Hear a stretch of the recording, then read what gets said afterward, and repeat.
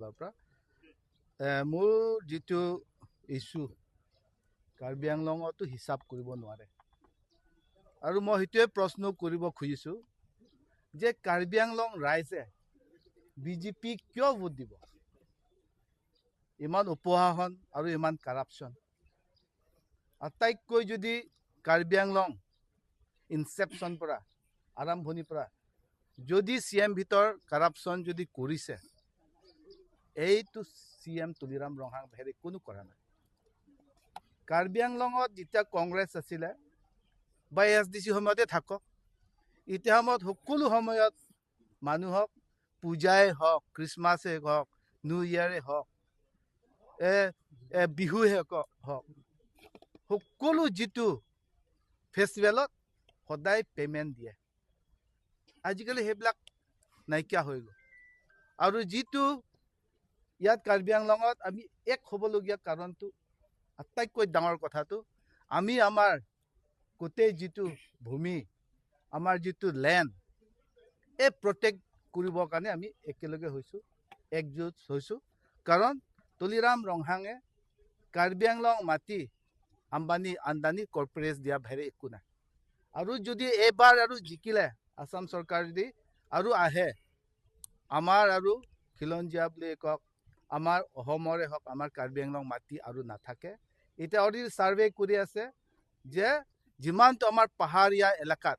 যিমানটো পাহাৰ আছে ভিতৰত অলৰেডি ছাৰ্ভে কৰি ৰেয়াৰ আৰ্থ এলিমেণ্ট প্লেটিনিয়াম লাইম সেইবিলাক সকলো দিবৰ কাৰণে বাই 2026-27 সকলো ছাৰ্ভে ৰিপৰ্ট দিব দিছে এই ছাৰ্ভে কৰা মানে আমাৰ সকলো মাটি পাহাৰ এলেকা চব আমাৰ মাটি দিবৰ কাৰণে বিজেপিয়ে সাজু হৈ আছে সেইটো কাৰণে অৰুণোদয় লৈ কিছুমান মহিলাহঁতক যে আপোনালোকে যদি নাহিলে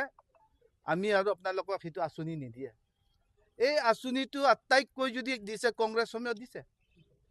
আয়নি মায়নি বাইদেউ বিধৱাৰ পেঞ্চন অল্ড এজ পেঞ্চন যি ভণ্টিসকলে বিয়া কৰিব পৰা নাই এজ বেছি হৈছে সেইসকলকো 10,000কে পইচা দিয়া আছে job card national employment guarantee act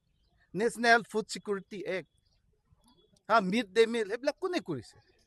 কংগ্ৰেছে কৰিছে এতিয়ানো কিনো কৰিছে জব পইচা নহ'লে পইচা নিদিলে ইন এক্সচেঞ্জ অফ জব পইচা যদি নিদিলে চাকৰি নাপায় আমি শুনি পাইছোঁ বজাৰে ওচৰে মানুহে কৈ আছে তুলিৰাম ৰঙাং পৰিয়াল মিলি যে ARO চাকৰি তাৰপিছত যদি ফৰেষ্ট ৰেঞ্জাৰ সেইবিলাক যদি দিব লাগিলে 45 to 50 লাখ টকা লয় আপোনালোকে গৈ সোধক বজাৰত আৰু কিছুমান থাৰ্ড গ্ৰেডৰ চাকৰি যেতিয়া দিব খোজে ইয়াত যিটো টকা লৈ আছে 15 to 25 লাখ ইয়াৰ পিছত ফ'ৰ্থ গ্ৰেড চাকৰি দিবৰ কাৰণে 7 to 12 লাখ কংগ্ৰেছ সময়ত এনেকুৱা হোৱা নাই সেইটো কাৰণে আমাৰ বহুত ইয়াত এজেণ্ডা আছে আৰু ইছ্যু আছে ৰাইজক আমি মনত পেলাই দিব খুজিছোঁ যে কংগ্ৰেছ টাইমত যিটো পাৱাৰ আছিলে বিজেপিয়ে পাৱাৰ আহিবৰ কাৰণে কি লোভন দিছিলে কি ইছ্যু লৈ আনিছিলে সবকা সাথ যিটো বিকাশ পৰিৱৰ্তন চৰকাৰ নহয় জানো 15 লাখ টকা দিম 2 crore চাকৰি দিম বেটি বাচাও বেটি পঢ়াও সকলো যিটো আমাৰ সামগ্ৰী যিটো আমাৰ ফুড ষ্টাফ সেইবিলাক দাম কমাই দিম বুলি কৈছে 400 টকা যিটো আমাৰ গেছ আছিলে এতিয়া কিমান টকা গুচি গ'ল 1000 টকা পৰ্যন্ত গুচি গ'ল এইটো এতিয়াতো 1000 টকা বাদ দিয়ক এতিয়া পাবলৈ নাই so' in every aspect BJP has totally failed. That is why we believe that